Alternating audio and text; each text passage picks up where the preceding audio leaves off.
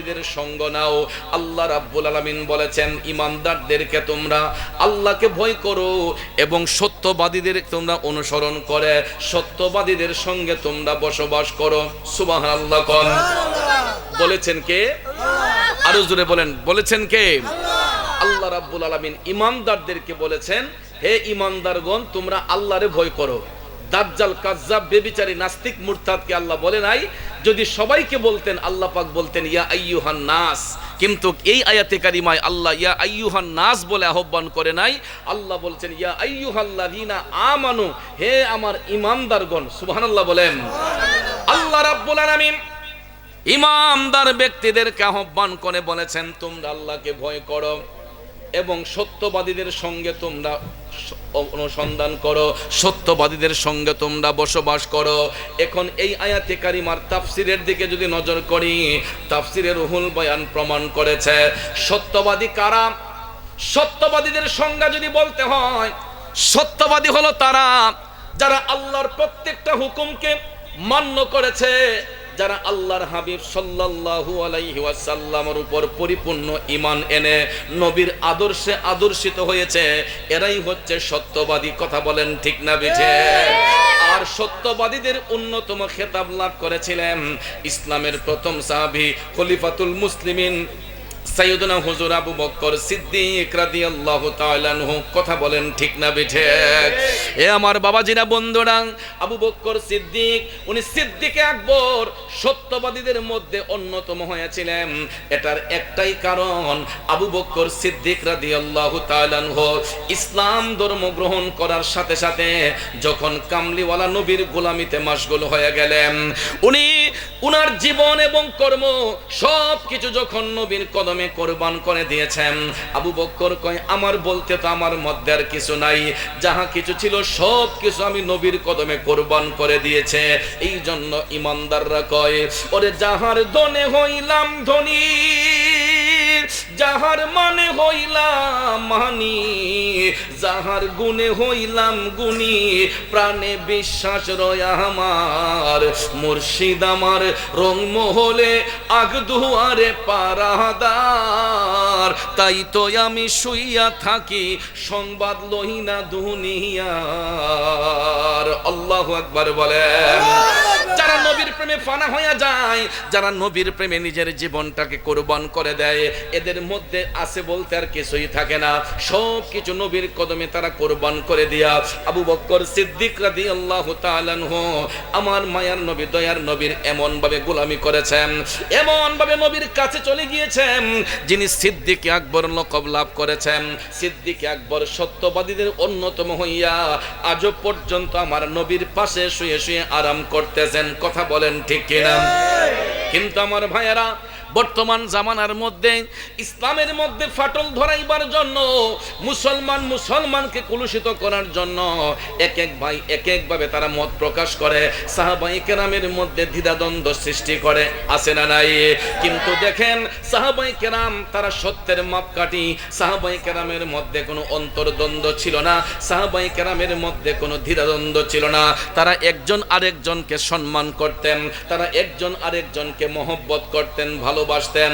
যেমনি ভাবে ইসলামের চতুর্থ খলিফা হযরতে শেরে খুদা মাওলানা আলী রাদিয়াল্লাহু তাআলা আনহু এবং হযরতে সিদ্দিক আকবর রাদিয়াল্লাহু তাআলা আনহুর মধ্যে তারা কেমন ভালোবাসা রাখতেন, তারা কেমন ভালোবাসা করতেন, আমার বাবাজিরা, জামিউল মুজিজাত কিতাবের মধ্যে রওয়ায়াত খান এসেছে, আবু বকর সিদ্দিক রাদিয়াল্লাহু তাআলা আনহু যখন তিনি খেলাফতের ভার অর্জন করছিলেন, আল্লাহর হাবিব সাল্লাল্লাহু আলাইহি ওয়াসাল্লাম খেলাফতের ভার যখন দায়িত্ব যখন অর্পণ করেছিলেন, আবু বকর সিদ্দিক রাদিয়াল্লাহু তাআলা আনহু তিনি খেলাফত পাবার পরে আপন হুজরা শরীফের মধ্যে যখন ঘুমাইলেন, ঘুমের ঘরে তিনি স্বপ্নে দেখেন গো, এই মাইকের মাঝে কোনো মজা নাই, আওয়াজের মধ্যে না যাহার শানে দুরুদ বেজেন দয়াল প্রভু রব্বানা।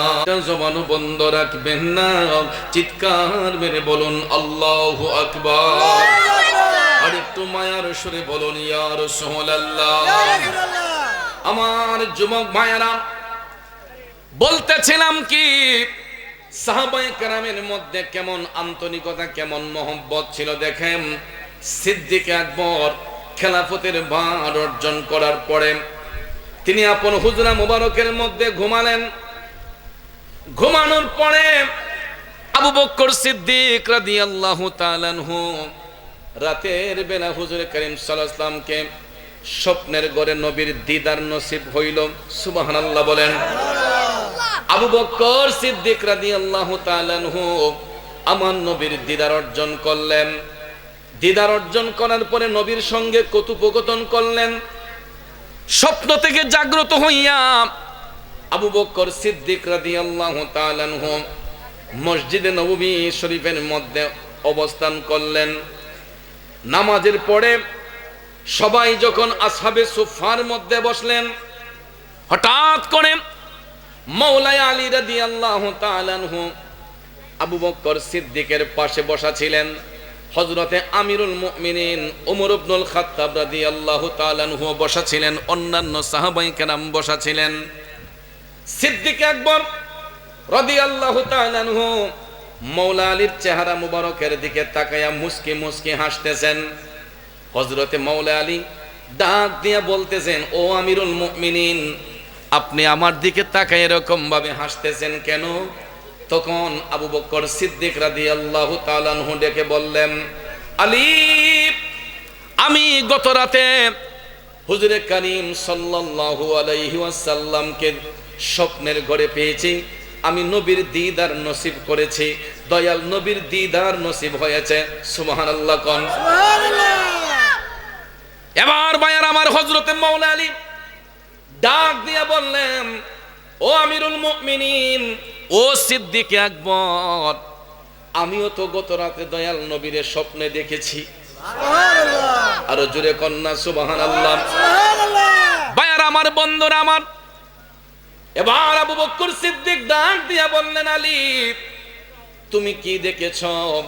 মাওলানা আলী ডাক দিয়া বললেন, হুজুর, ও সিদ্দিক আকবর, স্বপ্নের কথা তো আপনি আগে বলছেন, আগে বলুন আপনি কি দেখছেন?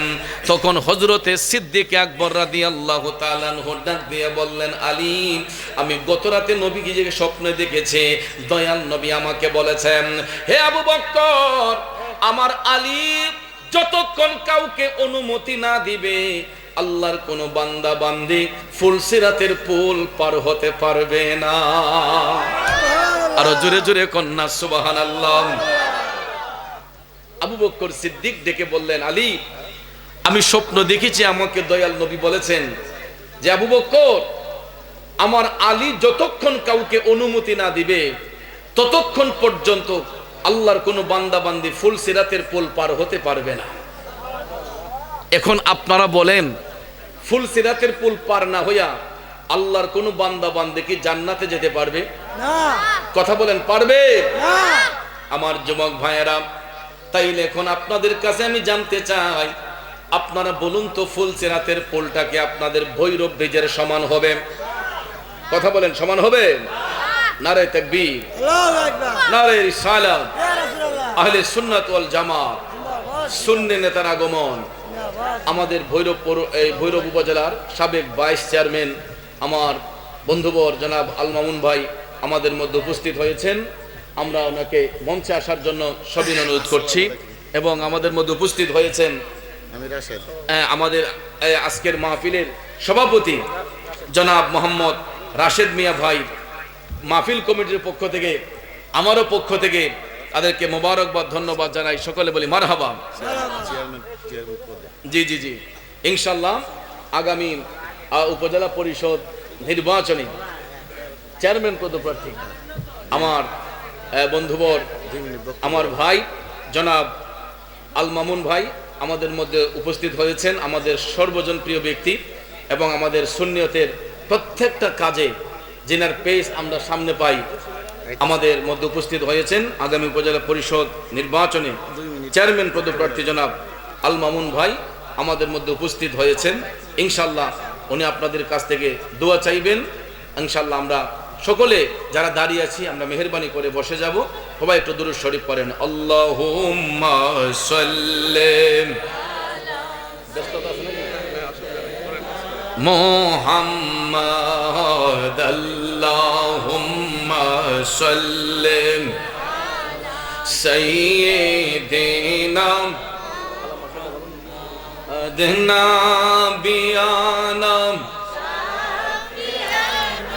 মা চুল হইতে চিকন করছো হীরা হইতে ধার ফুলসিরাটা কেমনে হব পার মওলা আমি গুনাহগার বেহিসাবে দিন গেল আমার বেহিসাবে দিন গেল আমার পাকো পড়ুয়ার বেহিসাবে দিন গেল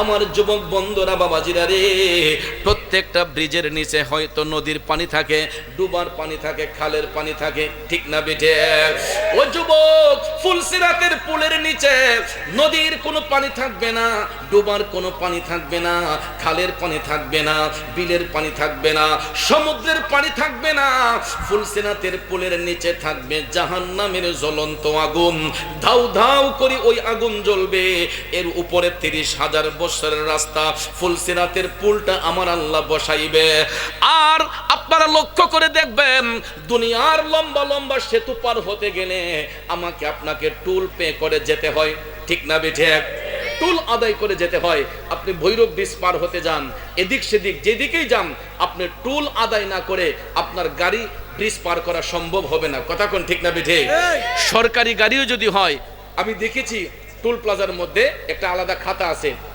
ওই খাতার মধ্যে সাইন দিয়ে তারপরে সরকারি গাড়িগুলো যেতে হয় পরিচয় দিতে হয় উনি এটা সরকারি গাড়ি না বেসরকারি গাড়ি পাবলিকের গাড়ি হলে আপনাকে টুল দিতে হবে সরকারি গাড়ি হলো খাতার মধ্যে সাইন দিয়ে আপনার গাড়ি ব্রিজ পার করতে হয় ঠিক তদ্রুপভাবে ভাইয়ার আমার ফুলসিরাতের পুল পার হতে গেলেও আপনাকে সেখানে টুল আদায় করে যেতে হবে আর ফুলসিরাতের পুলে টুল কিন্তু দুনিয়ার কোনো টাকা পয়সা নয় ধন দৌলত নয় ওই ফুলসিরাতের পুলের মধ্যে যিনি জিম্মাদার হবেন উনি হচ্ছেন বেলায়েতের সম্রাট যার কাছ থেকে বেলায়েতের আগমন হয় উনি হচ্ছেন শেরে খুদা যার জন্ম হয়েছে বাইতুল্লাহ শরীফের ভিতরে উনি হচ্ছেন মাওলায়ে আলী রাদিয়াল্লাহু তাআলা আনহু চিৎকার মেরে কোন সুবহানাল্লাহ আমার বাবাজিরা বন্ধুরা গভীর মনোযোগ হযরতে মাওলানা আলী উনি হবেন ফুলসিরাতের পুলের জিম্মাদার আর এটার প্রমাণ স্বরূপ হাদিস শরীফের মধ্যে বিশেষ করে জামিউল মুজাজাতের মধ্যে আবু বকর সিদ্দিক রাদিয়াল্লাহু তাআলা আনহু সঠিক করে বিশ্লেষণ করেছেন যে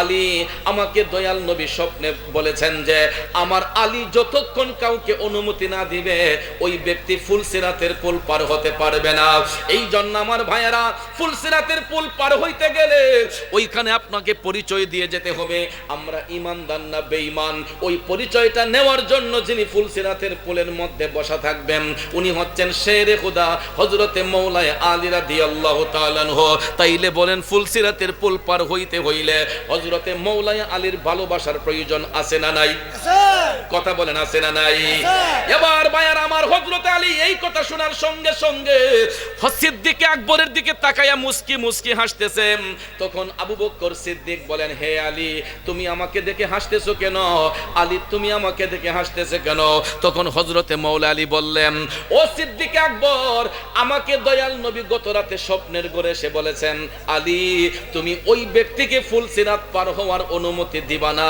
যার অন্তরে আমার আবু বকরের ভালোবাসা থাকবে না আলী তুমি ওই ব্যক্তিকে ফুলসিরাত পার হওয়ার অনুমতি দান কইরো যে আমার আবু বকরকে ভালোবাসে সুবহানাল্লাহ তাইলে বলেন তো সাহাবায়ে কেরামকে কখনো মিথ্যা বলতে পারেন আসহাবিকান নুজুম যাদের ব্যাপারে রাসূল বলেছেন সাহাবীরা হচ্ছে তারকার শামিল এবং তারা সত্যের মাপকাঠি কথা কোন ঠিক না বিঠে সাহাবায়ে কেরাম কখনো মিথ্যা বলতে পারেন না কারণ সাহাবী তারাই হয় যারা চর্ম চোখ দিয়া আমার নবীর দেখা নবীর উপর ঈমান এনেছেন নবীর গোলামি করেছেন এরাই হচ্ছে সত্যবাদী এরাই হচ্ছে নবীর প্রিয় সাহাবী কথা কোন ঠিক না বিঠে আমরা কি সাহাবীর যুগে ছিলাম কথা বলেন সাহাবায়ে কেরামের যুগে ছিলাম তাইলে আমরা যাদের যুগে ছিলাম না শোনা শোনা কথা বইলা আমরা আমাদের মধ্যে ফিতনা ফাসাদ সৃষ্টি করে দেখা যায় আমরা ভাইয়ে ভাইয়ে ঘরে ঘরে ঝগড়া হয় কথা বলেন ঠিক না বেঠিক এই সমস্ত কিছু ছেড়ে দিয়া হিংসা বিদ্বেষ ভুলে গিয়া ভাইয়ের আমার আল্লাহর নবীর গোলামি করতে শিখুন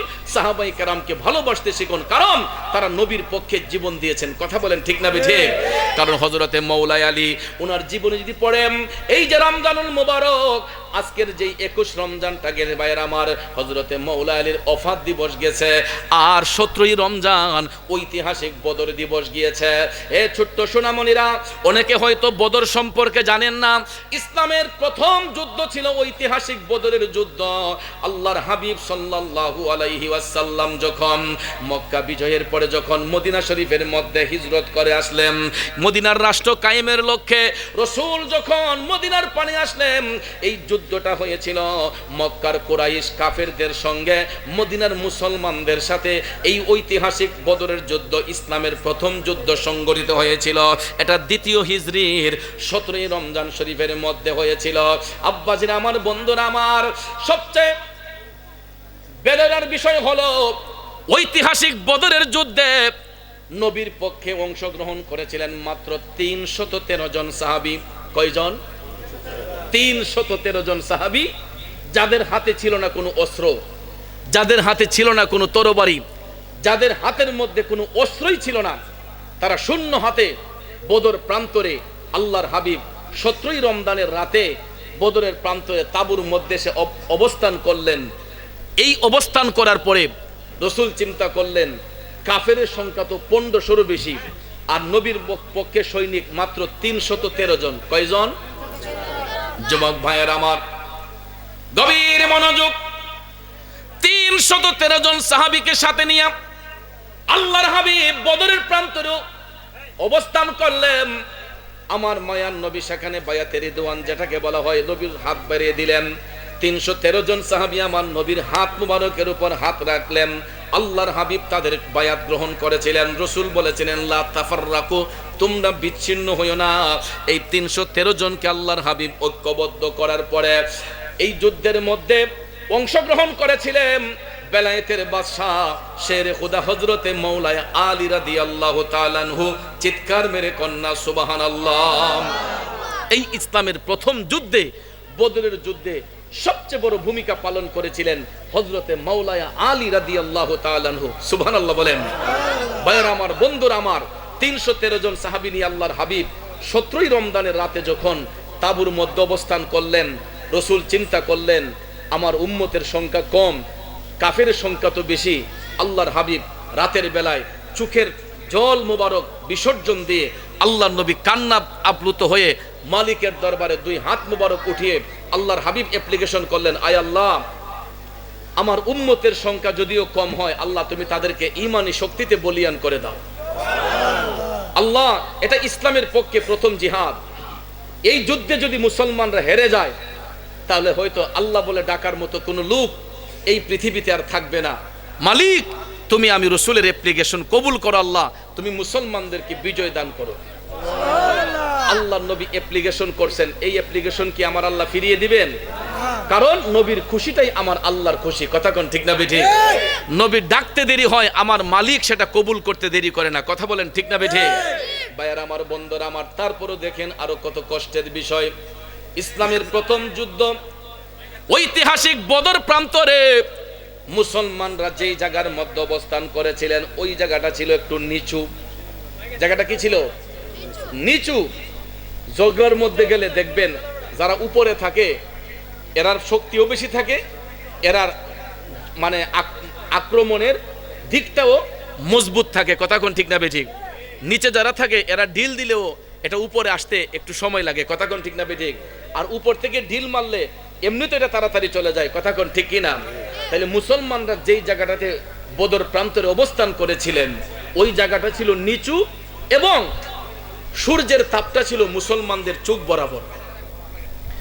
চোখের সূর্যের তাপটা যখন চোখের মধ্যে লাগে, সামনের দৃশ্যগুলা কি সহজে দেখা যায়? আপনারা বলেন দেখা যায়? আপনি 1 মিনিট সূর্যের দিকে তাকাইয়া, 1 মিনিটও লাগবে না, 3-4 সেকেন্ড সূর্যের দিকে তাকাইয়া আবার চোখটা খুলে তাকাইবেন, দেখবেন সবকিছু অন্ধকার লাগে।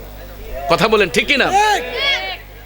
মুসলমানরা যেই জায়গার মধ্যে অবস্থান করেছিলেন, ও যুবক আমার বাবাজিরা, ওই জায়গাটা ছিল নিচু এবং সূর্যের তাপটা ছিল মুসলমানদের চোখ বরাবর।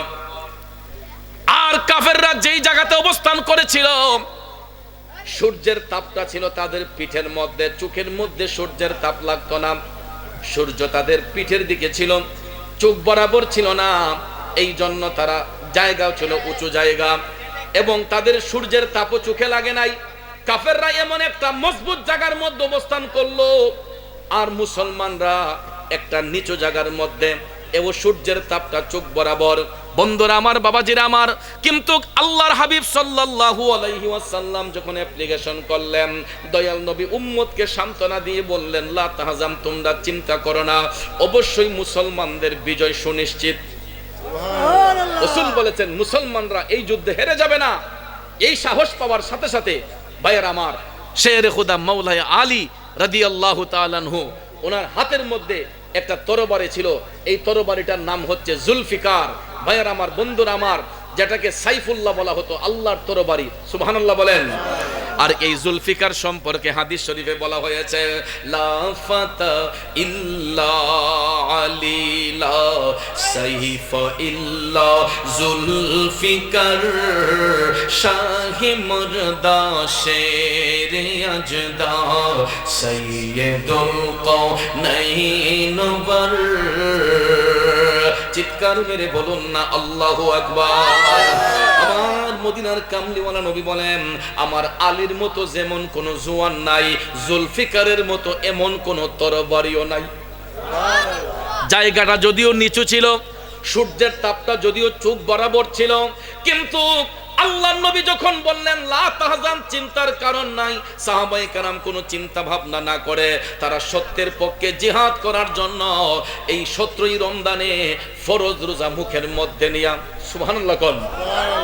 ইসলামটা এমনিতে আসে নাই বাবারে, আমরা তো ইসলামটা রেডিমেড পেয়ে গেছি, কিন্তু অনেক কষ্টের বিনিময়ে এই ইসলামী শাসন এই পৃথিবীতে কায়েম করেছেন আল্লাহর নবী, নবীর সাহাবাগণ, তারা অনেক ত্যাগ তিতিক্ষার বিনিময়ে এই ইসলামকে কায়েম করেছেন। কথা কোন ঠিক না ঠিক? এটা এমনিতে আসে নাই, অনেক ত্যাগ তিতিক্ষার মাধ্যমে ভাইয়ার আমার, বন্ধুরা আমার, ইসলামের বিজয় নিশান এই জগতের মধ্যে উড্ডীন হয়েছে। দেখেন, রমজান মাসে রোজা পালন করার পরে সত্যের পক্ষে সাহাবায়ে কেরাম অংশগ্রহণ করলেন, না আছে পানি, না আছে কোনো খাবার। এই বদর প্রান্তরে রমজান শরীফের 17ই রমজানে বদরের প্রান্তরে আল্লাহর হাবিব যখন বললেন লা তাফাররাকু, তোমরা বিচ্ছিন্ন হইও না, এই বলে রাসূল যখন বললেন লা তাহজান, চিন্তা করো না, ইন্নাল্লাহা মাআনা, আল্লাহ আমাদের সাথে আছেন, এই সাহসটা দেওয়ার সাথে সাথে সাহাবায়ে কেরাম যার যার তরবারি হাতে নিলেন।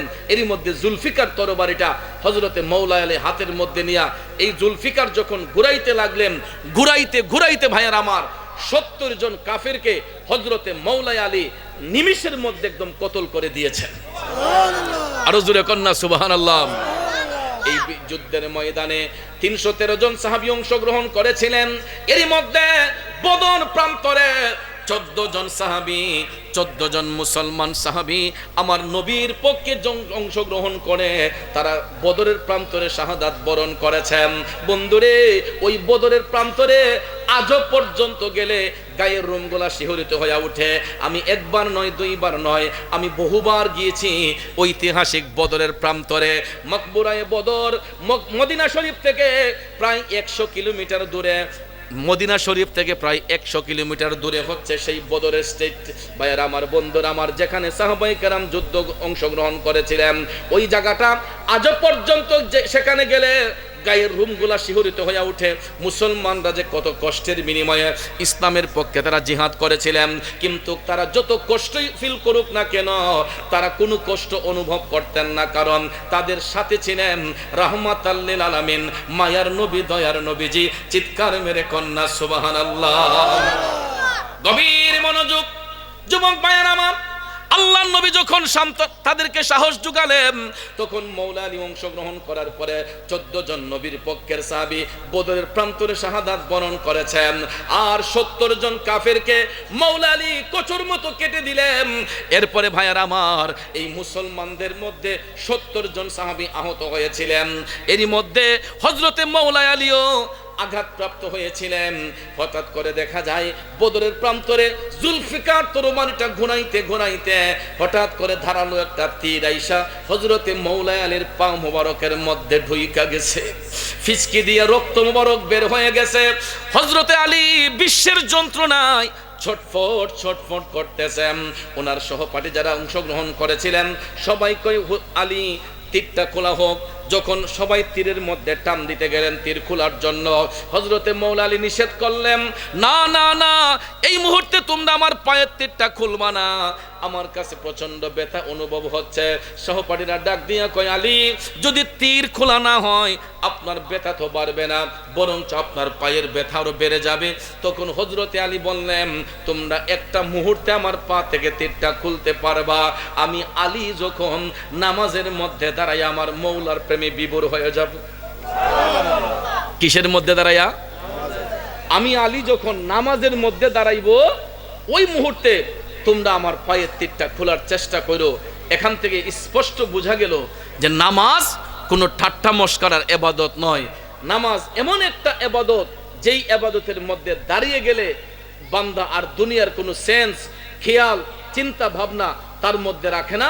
নামাজের মধ্যে যখন মুসলমান বান্দা যখন দাঁড়িয়ে যায়, তখন মওলার সাথে বান্দার একটা প্রেমের কালেকশন ফিট হয়ে যায়। কথা কোন ঠিক না বেঠিক? আর ওই মওলা পাকের সঙ্গে প্রেমের কালেকশন যতক্ষণ পর্যন্ত বান্দারা ফিট করতে না পারবে, শুধু নামাজ পড়তেই থাকবেন, ওই নামাজ দিয়ে আত্মার মধ্যে শান্তি আসবে না, যদি নামাজটা নামাজের মতো না হয়। কথা কোন ঠিক না বেঠিক? কিন্তু আমাদের সমাজের মধ্যে মওলাকে খুশি করার জন্য নামাজি কয়জন আছে? সবাই আছে শুধু প্রফেশনাল নামাজি, লোক দেখানো নামাজি, মানুষের কাছে ভালো সাজার জন্য আল্লাহর ভয় অন্তরে রাখে না। একটু লোক দেখানো নামাজ পড়া দেখা যায় মানুষের সঙ্গে ওজনে কম দিতেছে, চিটারি বাটপারি করতেছে, দুর্নীতি করতেছে, আরেকজনের হক নষ্ট করতেছে, গীবত করতেছে, পরনিন্দা করতেছে। তাহলে বলুন, এগুলা কি নামাজ নাকি নামাজের সাথে ধোঁকাবাজি? স্পষ্ট করে বলা হয়েছে, ইন্না সলাতা তানহা আনিল ফাহশাই ওয়াল মুনকার। নামাজ এমন একটা ইবাদত, যেই ইবাদত আল্লাহর বান্দাদেরকে অশ্লীলতা থেকে, বেহায়াপনা থেকে, খারাপ কাজ থেকে মুক্ত করে নিয়ে আসে। কিন্তু আমরা সমাজের মধ্যে দেখতে পাই কিছু কিছু মানুষ নামাজ পড়ার পরেও আরো অশ্লীল কাজের মধ্যে যুক্ত হয়ে যায়। আছে না নাই? জোরে কোন আছে না নাই? আমার যুবক বন্ধুরা, বাবাজিরা, এই জন্য নামাজ শুধু পড়লেই হবে না, নামাজের মতো নামাজ পড়তে হবে, যেই নামাজের মধ্যে কোনো রিয়া থাকবে না, ফকরিয়ত থাকবে না, হিংসা থাকবে না। যেই নামাজ আল্লাহর সন্তুষ্টির জন্য আদায় করা হয়, ওই নামাজ যদি নামাজের মতো পড়া যায়, তাইলে আল্লাহর রহমত পাওয়া যায়। আর যেটা অর্জন করেছিলেন শেরে খুদা হযরতে মওলানা আলী রাদিয়াল্লাহু তাআলা আনহু, দেখেন ভাইয়ার, আমার পায়ের মধ্যে তীর ঢুকলো, ফিচকে দিয়ে রক্ত বের হলো। হযরত আলী স্বাভাবিক অবস্থায় এটা খুলতে নিষেধ করলেন। বন্ধুরে, ইনজেকশন দেওয়ার পরে যে রকম ভাবে দেহটা ওকেজো হয়ে যায়, বান্দা যখন মওলার প্রেমে ফানা হয়ে যায়, বান্দা যখন মওলার প্রেমে ফানা হয়ে যায়, ওই বান্দার মধ্যে আর দুনিয়ার কোনো সেন্স, দুনিয়ার কোনো চিন্তা ভাবনা আর থাকে না। কিন্তু আমাদের পায়ের মধ্যে যখন টেটা ঢুকে যায়, তীর যখন ঢুকে যায়, এটা অপারেশন করে বের করতে হয়। আর অপারেশন করতে গেলে জায়গাটাকে ওকেজু করতে হয়, এটা ইনজেকশন দিয়ে নিস্তেজ করতে হয়। কথা কোন ঠিক না বেঠিক? তারপরে খোলার পরে হয়তো সাময়িক সময় এই ব্যথাটার অনুভব করা যায় না, কিন্তু ইনজেকশনের পাওয়ার যখন চলে যায়, তখন এটার ব্যথাটা আমরা অনুভব করতে পারি। ব্যথা যে কত প্রকার, কি কি, তখন গিয়ে বোঝা যায়। কথা কোন ঠিক না বেঠিক? দেখবেন, যখন আমাদের মা বোনদের সিজার হয়, এখন বর্তমান সমাজে প্রায় শতকরা 95% মা বোনদের সিজার হয়। এদেরকে দেখবেন যে প্রসব ব্যথা যেটা মা বোনদের হয়, বাচ্চা প্রসবের সময় যে প্রসব ব্যথাটা হয়, এই ব্যথাটাকে ইনজেকশন দিয়ে নিস্তেজ করা হয়। এই জন্য অনেক মা বোনরা এখন এই যে সিজারের মাধ্যমে বাচ্চা প্রসব করে, অনেক মাদের কিন্তু বাচ্চা দিয়ে দরদ থাকে না, অনেক মাদের বাচ্চা দিয়ে দরদ থাকে না। একটা দুইটা বাচ্চা ফেলে দিয়ে দেখবেন, পরকিয়া করে দেখবেন আরেক পুরুষের সঙ্গে পলাইয়া চলে যায়। এমন আছে না নাই? আমি আমার চোখের দেখা অনেক পরিবারে আমি দেখেছি এরকম হয়। সিজারের মাধ্যমে বাচ্চা প্রসব হয়েছে, দেখা যায় এই যে ইনজেকশন দিয়ে মার যে প্রসব ব্যথাটা, এটাকে আর বুঝতে দেওয়া হয় না, নিস্তেজ করে দিয়েছে। তাহলে এই মহিলা বুঝবে কিভাবে যে তার বাচ্চা জন্ম দেওয়া যে কতটুকু কষ্ট হয়? কথা কোন ঠিক না বেঠিক? এটা ফিল করতে পারে না। আর যেই মা 10 মাস 10 দিন গর্ভে ধারণ করেছে, মায়ের লজ্জাস্থান দিয়ে বাচ্চা যখন নর্মাল ডেলিভারি হয়, তখন একটা মা বুঝতে পারে যে বাচ্চা জন্ম দেওয়া যে কতটুকু কষ্ট। কারণ হাদিস শরীফে রাসূল বলেছেন, একটা বাচ্চা যখন প্রসব হয়, পৃথিবীটা কিয়ামত হলে যেরকম মনে হয়, একটা মায়ের কাছে ওই রকম মনে হয় যখন একটা মায়ের গর্ভ থেকে তার নর্মাল ডেলিভারির মাধ্যমে বাচ্চা প্রসব হয়, তখন ওই মা বুঝতে পারে যে বাচ্চা জন্ম দেওয়া কতটুকু কষ্ট। কথা কোন ঠিক না ঠিক? এই জন্য ভাইয়ার আমার যেটা বলতে চেয়েছিলাম, সচরাচর আমাদের মধ্যে এখন নর্মাল ডেলিভারি হয় না। শতকরা 95% মা বোনদেরকে সিজারে বাচ্চা প্রসব করানো হয়। এই যে নাভির নিচে কাটা হয় অপারেশনের মাধ্যমে, এই যে পর্দাগুলা চামড়াগুলা কাইটা মার পেটের ভিতর থেকে বাচ্চা প্রসব করা হয়। কোমরের মধ্যে একটা ইনজেকশন দেয়, এনেস্থেশিয়া ইনজেকশন। এনেস্থেশিয়াটা দেওয়ার সাথে সাথে ওই মা আর তার নিচটা একদম অকেজো হয়ে যায়। পুরোটা দেহ যদি কাইটা ফেলা হয় তারপরে সে টের পাবে না। এনেস্থেশিয়া দেওয়ার সাথে সাথে বডিটা যখন একদম নিস্তেজ হয়ে যায়, এরপরে মার নাভির নিচ থেকে কাইটা বাচ্চাটাকে প্রসব করা হয়। এরপরে দেখবেন এটাকে এই সার্জারি করে আপনার সুন্দর করে পেস্টিং করা হয়, করার পরে ওই চামড়াটা সেলাই করে দেওয়া হয়। কিন্তু প্রথম দিন বুঝতে পারে না, যখন আস্তে আস্তে 24 ঘন্টা পার হইয়া যায়, আস্তে আস্তে যখন তার সেন্স যখন চলে আসে, তখন ওই ভদ্র মহিলা বুঝতে পারে ব্যথা কত প্রকার ও কি কি। ঠিক না ঠিক? আর এই যে এনেস্থেশিয়াটা দেয়, এটাতে কিন্তু আমার মা বোনদের দেহের অর্ধেক শক্তি কমায় ফেলে, অল্প বয়সে তাদেরকে একদম অকেজো বানায় ফেলে। এনেস্থেশিয়াটা দিলে পরে 6 মাস পর্যন্ত, একজন ডাক্তার সাহেব আমাকে বলেছে 6 মাস পর্যন্ত ওই মায়ের কোমরের মধ্যে একটা ব্যথা থাকে। এই কোমরের জায়গা কোনো অস্তিত্ব থাকে না, মানে এখানে কি আছে এটা বলতেই পারে না। এটা এমন পাওয়ারফুল একটা ইনজেকশন এনেস্থেশিয়া কোমরের মধ্যে যেটা দেওয়া হয়, এটা 6 মাস পর্যন্ত যেই জায়গাটা দেওয়া হয় এই জায়গাটা একদম নিস্তেজ বানিয়ে রাখে, বলতেই পারে না। আস্তে আস্তে পরবর্তীতে বুঝতে পারে, যখন একটা ভাতের ডেকসে আলগাতে কষ্ট হয়, বড় একটা ভারী বোঝা জিনিস আলগাইতে কষ্ট হয়, জিলকি মারে, ব্যথা মারে, টান মারে, রোগে টান মারে, তখন বুঝতে পারে যে কষ্ট কত প্রকার ও কি কি। কথা কোন ঠিক না ঠিক? তো সাময়িকভাবে এটা বোঝা যায় না যে ব্যথাটা ইনজেকশন দিয়ে অচেতন করে ফেলে, কিন্তু ভাইয়ার আমার, বন্ধুরা আমার, এই ইনজেকশনের পাওয়ার যখন চলে যায় তারপরে কিন্তু ব্যথা আবার বেড়ে যায়। কথা কোন ঠিক না ঠিক? আর আল্লাহর নবীর সাহাবাগণ, নেককার সালেহীন বান্দাগণ, তারা কোনো ইনজেকশন ব্যবহার করতেন না। তাদের এই মেডিসিন ছিল নামাজ, তাদের উত্তম মেডিসিন ছিল নামাজ। কারণ তারা নামাজের মধ্যে যখন দাঁড়িয়ে যেতেন, তখন দুনিয়ার কোনো চিন্তা ভাবনা খেয়াল তাদের ব্রেইনের মধ্যে এটা কেস করতো না। তারা মৌলার প্রেমে এমনভাবে নিজেকে বিলিয়ে দিতেন, দুনিয়া কিয়ামত হয়ে গেল তাদের কোনো খেয়াল চিন্তা ভাবনা থাকতো না। এরকম ভাবে আল্লাহর নবীর সাহাবাগণ তারা মৌলা পাকের নৈকট্য হাসিল করেছেন। সুবহানাল্লাহ, কি বলবেন না? হযরতে মৌলা আলী রাদিয়াল্লাহু তাআলা আনহু, হযরতে মৌলা আলী রাদিয়াল্লাহু তাআলা আনহু, তিনি যখন নামাজের মধ্যে দাঁড়িয়ে আমার মৌলার প্রেমে বিভোর হয়ে গেলেন, মৌলার প্রেমে যখন ফানা হয়ে গেলেন, এমন সময় দেখা যায় নামাজে দাঁড়ানোর সময় ওনার পাও থেকে যখন তীরটা টান দিয়ে খোলা হইল, হযরতে আলী উফ শব্দটা পর্যন্ত ব্যবহার করেন নাই, চিৎকার মেরে কন্যা আল্লাহু আকবার। এই জন্য কবি বলেছেন, নামাজ পড়ো রে গহীনে ডুবিয়া নামাজ পড়ো, ও ভাই পঞ্চয়াত্মা মুক্তা দিয়া জ্ঞানী মান সাজাইও রে গহীনে ডুবিয়া নামাজ পড়ো, নামাজ পড়ো রে গহীনে ডুবিয়া নামাজ পড়ো। কথা বলেন ঠিক না বেঠে? ভাইয়ার আমার, বন্ধুরা আমার, নামাজ শুধু লোক দেখানো নামাজ পড়লে হবে না, নামাজের মতো নামাজ পড়তে হবে, যেই নামাজের মধ্যে কোনো রিয়া থাকবে না, ফখরিয়ত থাকবে না, হিংসা থাকবে না, বিদ্বেষ থাকবে না। এরকম ভাবে দেহ রিয়া মুক্ত হয়ে আল্লাহকে খুশি করার জন্য আমরা নামাজ পড়তে হবে। কথা বলেন ঠিক না বেঠে? আর এটা রমজান মাস, এটা বুঝে রাখবেন, রমজান মাস পাইয়া যদি কেউ তার জীবনের গুনাহ ক্ষমা করাইতে না পারে, রসুল বলেন তার মতো পুরা কপাইল্লা এই পৃথিবীতে আর কেউ হতে পারে না। এই জন্য যুবক ভাইয়েরা আমার, বন্ধুরা আমার, কালীপুরের ভাইদেরকে আমি বলে যাচ্ছি, আমরা যা কিছু করি না কেন নামাজটা কখনো ছাড়বেন না। নামাজটা পড়বেন, দেখবেন আস্তে আস্তে 1 দিন 2 দিন 3 দিন যখন আপনি অভ্যাস করবেন, 4 দিনের বেলায় দেখবেন নামাজটা আপনার অভ্যাসে পরিণত হয়ে যাবে। যে কোনো কাজ আপনি 1 দিন 2 দিন 3 দিন করবেন, 4 দিনের বেলা দেখবেন এটা অভ্যাসে পরিণত হয়ে যাবে। এই জন্য আমি আপনাদেরকে বিনয়ের সহিত বলে যাব, আমরা যত কিছু করি না কেন নামাজটা কখনো কাজা করবেন না।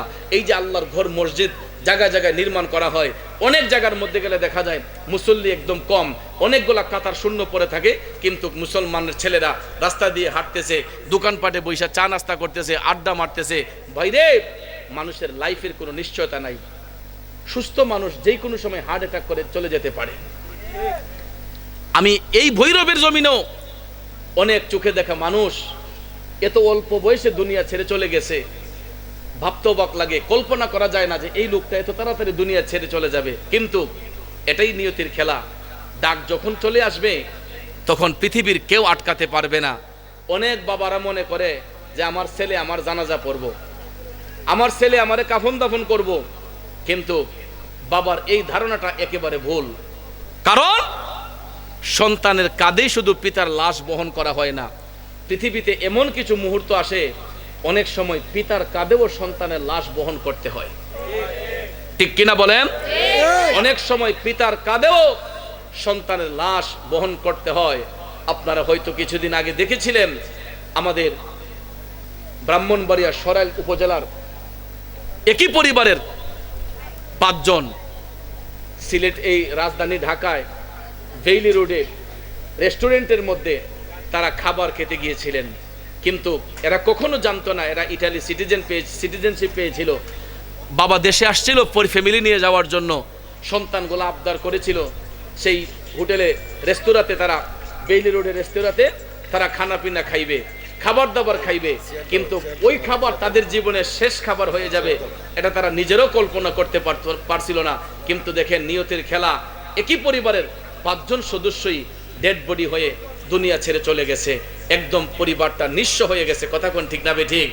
ভাইয়ার আমার, বন্ধুর আমার, এই লোভ লালসা আমাদেরকে একদম ধ্বংস করে ফেলেছে। আমি যেটা শুনতে পাইলাম যে তারা একই পরিবারের 5 জন দুনিয়া থেকে মারা গেল। দুনিয়াটা কেমন নিষ্ঠুর দেখেন। সাথে সাথে দেখা যায় যেই মায়ের সন্তান মারা গেছে ওই মা সন্তানকে একদিকে দাফন করে আগে গিয়ে ঢাকার বাড়িটা দখল করছে। আরেক সন্তান ইটালি থেকে চলে আসছে, ওনার ভাই চলে আইসা এরা সম্পদ নিয়ে ভাগাভাগি শুরু করছে।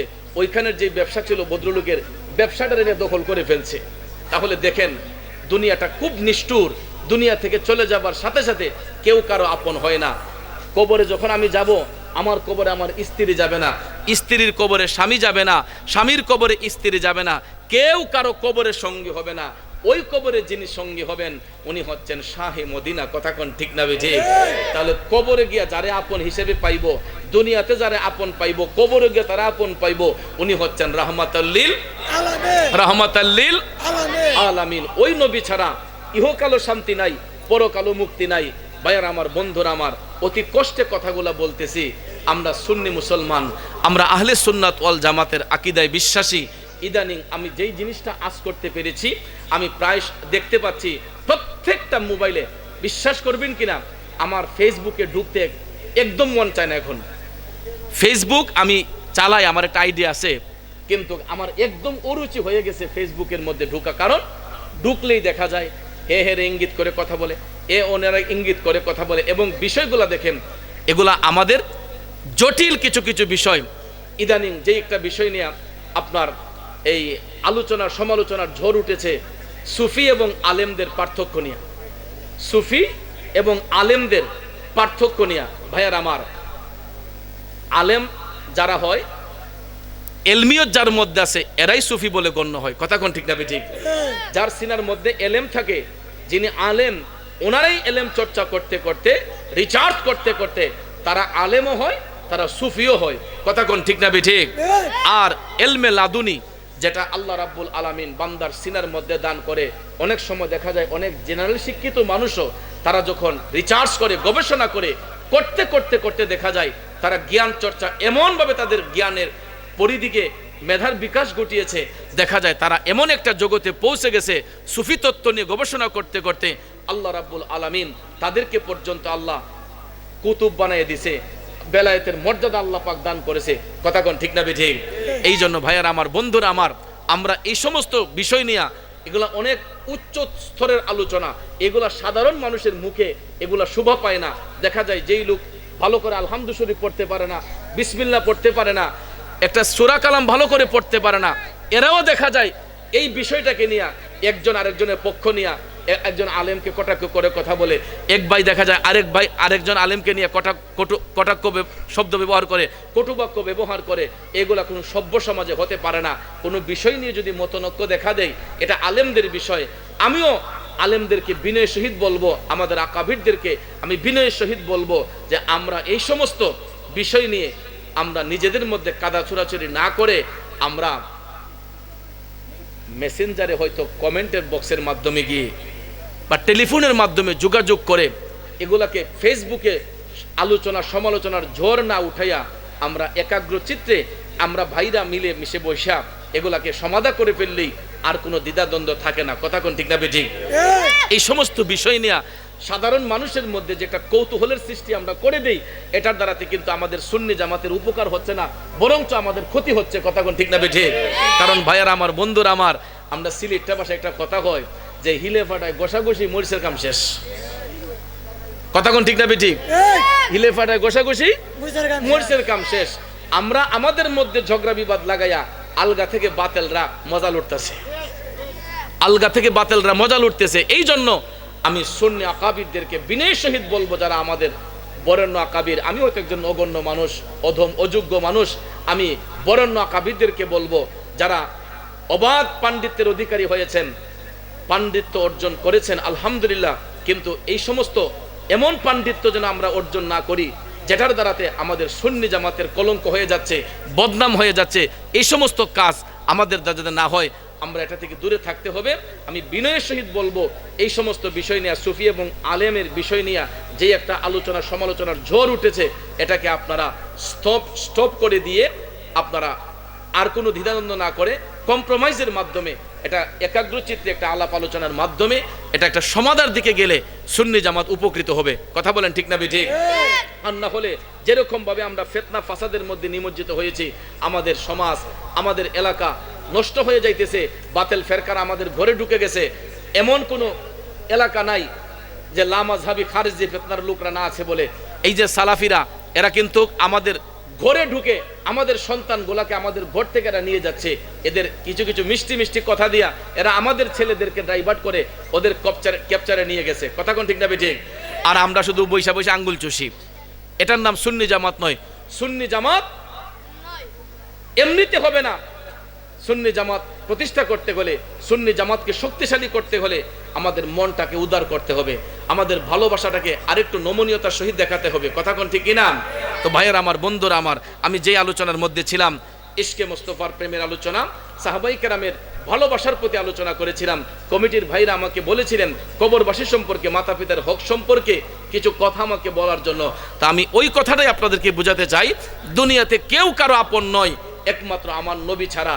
আর ওই নবী রাহমাতুল আলামিন নবী, কামলিওয়ালা নবী, যখন মেরাজ শরীফের মধ্যে গিয়েছিলেন, আল্লাহর নবী জাহান্নাম দেখতে যখন গিয়েছিলেন, জাহান্নাম দেখার পরে আল্লাহর হাবিব জাহান্নামে প্রবেশ করে দেখতেছেন একটা জায়গা থেকে চিৎকার শব্দ শোনা যাচ্ছে, কান্নার শব্দ শোনা যাচ্ছে। আমার যুবক ভাইয়েরা, মায়ার নবী, দয়ার নবী কান্নার শব্দ শুনতে পাইলেন, কেরা যেন বিদ্রুপের মতো চিৎকার করে কান্নাকাটি করতেছে। হঠাৎ করে রাসূল তাকায়া দেখেন কবরের মাটি ফাইটা আগুনের ফুলকিগুলা উপর দিকে উঠতেছে। এই দৃশ্য দেখা আমার মদিনার কামলিওয়ালা নবী টপ টপ করে চোখের পানি ছেড়ে কান্না শুরু করে দিলেন। মায়ার নবী ডাক দিয়া কয়, জিবরাইল,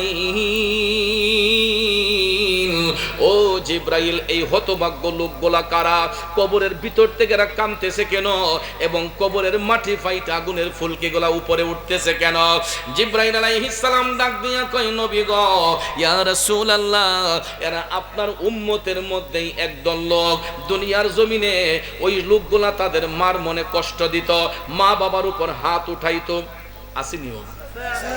জিবরাইল বলতেছেন, ইয়া রাসূলুল্লাহ, এরা মা বাবার অবাধ্য সন্তান, যারা মা বাবারে গালিগালাজ করতো, মা বাবার উপর টর্চারিং করতো, হাত উঠাইতো। আল্লাহ রাব্বুল আলামিন ওই সন্তানগুলার উপর নারাজ হইয়া এদেরকে জাহান্নামের আগুনে আল্লাহ জ্বালাইতেছে।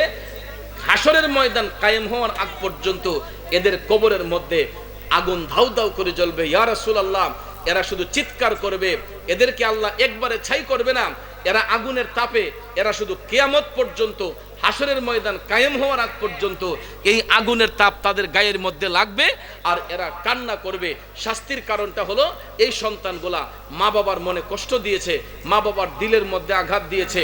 হে যুবক বন্ধুরা আমার, বর্তমানে আমরা দেখতে পাই সোশ্যাল মিডিয়াতে অনেক যুবকগুলা নেশাগ্রস্ত হয়ে ঘরে আইসা মা বাবার মনে আঘাত করে, মা বাবার টর্চারিং করে, ট্যাবলেট খাওয়ার টাকা না পাইয়া অনেক ছেলে আছে ঘরের মধ্যে যাইয়া জিনিস ভাঙচুর করে। আসেনি অমন? জিনিস ভাঙচুর কইরা দেখা যায় টাকা যখন পায় না তখন মেজাজ চড়া থাকে, তখন তার বাবার উপর হাত উঠায়, মায়ের উপর হাত উঠায়। ওই মা বাবাগুলা সহ্য করে দেখা যায় টাকা পয়সা না থাকলেও অন্য ঘর থেকে টাকা আইনা হইল ওই ছেলেকে দেয়া দেয়। তারপরে ভাইয়ার আমার, বন্ধুরা আমার, ওই মা বাবার মনের কষ্টটা চোখের পানি ছেড়ে দিয়ে কান্না করে।